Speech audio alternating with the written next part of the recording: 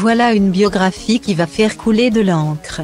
Le 8 novembre prochain de King, The Life of Charles III de Christopher Andersen sortira en librairie.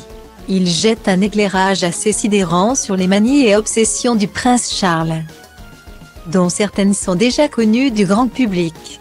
Il a en effet été révélé que le frère aîné de la princesse Anne aimait avoir ses lacets repassés, ou n'admettait qu'une certaine quantité de dentifrice sur sa brosse à dents, pour toutes ses tâches vitales. Un homme, son valet Michael Fawcett. Ce dernier était également chargé de lui rincer le visage, de l'aider à enfiler son pantalon. Il préparait le pyjama du prince et défaisait également son lit tous les soirs. Mais le biographe de Charles révèle que ce dernier avait une autre mission d'importance: prendre soin du doudou du prince, et cela bien après les 40 ans du futur roi. Une mission cruciale pour Charles attaché à sa peluche, véritable prunelle de ses yeux. Chaque fois que le jouet devait être réparé, l'ancienne nounou du roi, Mabel Anderson, sortait de sa retraite pour effectuer les réparations nécessaires.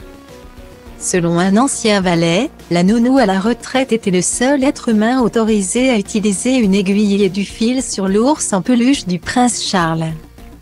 Il avait une bonne quarantaine d'années, et chaque fois que cet ours en peluche devait être réparé, on aurait pu croire que c'était son propre enfant qui subissait une intervention chirurgicale majeure, écrit le biographe.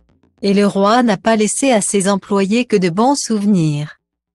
Le jardinier en chef, écrit Andersen, se réveillait chaque jour avec une liste d'instructions et de plaintes écrites par son patron à l'encre rouge.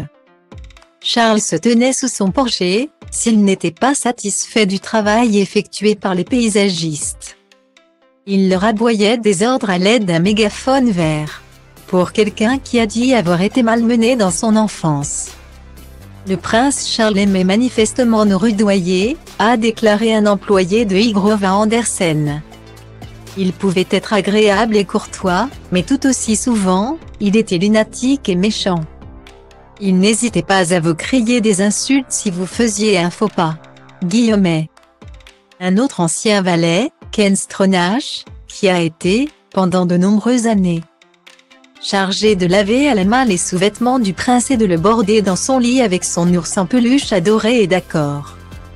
Ken Stronach affirme par exemple avoir été le témoin de nombreuses colères de Charles et l'avoir notamment vu en pleine dispute avec sa femme de l'époque, la princesse Diana. Le père de William et Harry se serait emparé d'un lourd casse-pied en bois et l'aurait lancé dans sa direction, manquant de peu la tête de la princesse des cœurs. Un ours en peluche et Camilla. La recette de la sérénité pour Charles,